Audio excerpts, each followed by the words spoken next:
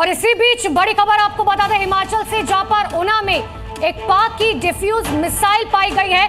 तस्वीरें में अब आपको दिखाएंगे। देखिए, सेना ने मिसाइल जो है कब्जे में ले लिया। ये तस्वीरें हम आपको दिखा रहे हैं। बताया दरअसल ये जो आ रहा है हिमाचल का ये ऊना इलाका है, जहां पर पाकिस्तान की एक डिफ्यूज मिसाइल पाई गई है।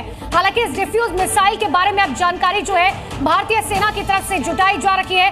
गेस्ट हमारे साथ लगातार मौजूद है।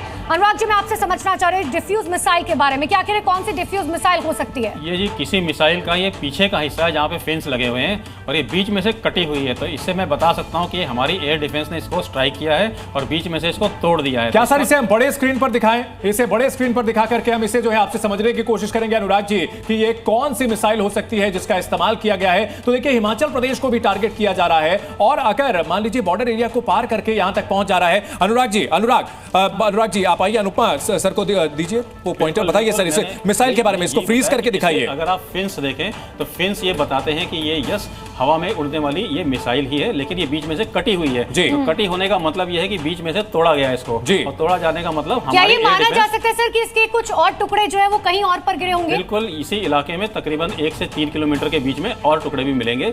ये बीच में से कटी हुई है मिसाइल, इसका मतलब हमारे एयर डिफेंस, यानी ये फटी नहीं है, इसको जो है हवा में मार गिराया गया है। बिल्कुल, ये हवा में मार गिराई हुई। लेकिन हिमाचल प्रदेश के ऊना तक अगर ये मिसाइल मान लीजिए पहुंच गई है, ये कितना बड़ा खतरा है?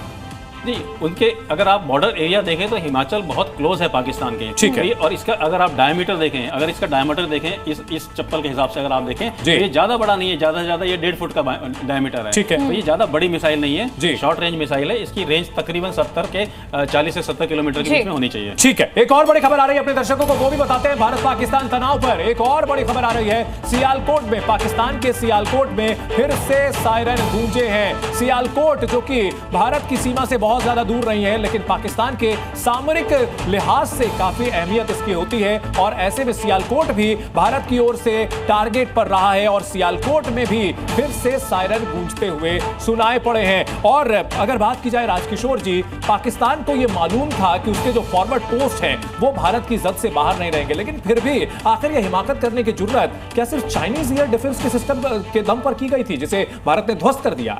नहीं, मुझे लगता है कि उन्होंने वाकई बहुत ज़्यादा अपने आप को ओवर एस्टिमेट कर लिया और उनको लग रहा था कि हर बार की तरह भारत भी जो है जैसे ही वो नाभिकी हथियारों की धमकी देंगे उसमें दब जाएगा और पूरी दुनिया इसमें कूद जाएगी। तो दुनिया आई है, लेकिन वो कह रही कि भाई दोनों लोग लड़ो मत, क्योंकि दुनिया को भी पता है कि यहाँ पर गलती किसकी है। और भारत आज की तारीख में वो भारत नहीं है कि ऑपरेशन पराक्रम के बाद 1 साल बाद वापस ले ले या उसके बाद 26/11 के बाद भी जो है उस तरीके की गतिविधि न करे।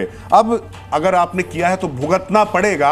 और आज की तारीख में जियो पॉलिटिक्स जो बदली हुई है और मोदी का जो सीधा सीधा पूरा है, S-400 का उदाहरण ले लीजिए, दबाव के बाद भी लिया ना। और टेररिज्म एक ऐसी चीज है जिससे पूरी दुनिया जो है वो फिलहाल परेशान। और इसी बीच एक बड़ी खबर आपको हिमाचल के कांगड़ा से बता रहे हैं, जहां पर एक संदिग्ध वस्तु का मलबा मिला है।